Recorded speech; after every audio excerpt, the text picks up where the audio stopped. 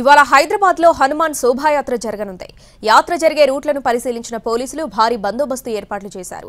గౌలిగూడ రామ్ మందిర్ నుంచి తాడ్బండ్ హనుమాన్ టెంపుల్ వరకు శోభాయాత్ర జరగనుంది. హనుమాన్ జయంతి సందర్భంగా ఇవాళ హైదరాబాద్ లో శోభాయాత్ర నిర్వహించనున్నారు. గౌలిగూడలోని రామాలయం నుంచి సికింద్రాబాద్ ఏరియాలోని తాడ్బండ్ హనుమాన్ ఆలయం వరకు శోభాయాత్ర సాగనుంది. ఉదయం 10 గంటలకు శోభాయాత్ర ప్రారంభమవుతుంది.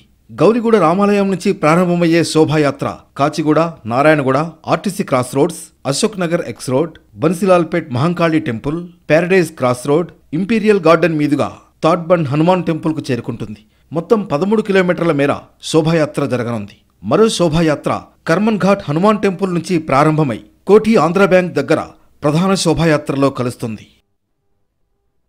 శోభాయాత్రకు 12,000 మంది సిబ్బందితో భారీ బందోబస్తు ఏర్పాటు చేశారు పోలీసులు. శోభాయాత్ర జరిగే రూట్లను పోలీసులు పరిశీలించారు. 450 సీసీ కెమెరాలతో నిఘా పెట్టారు.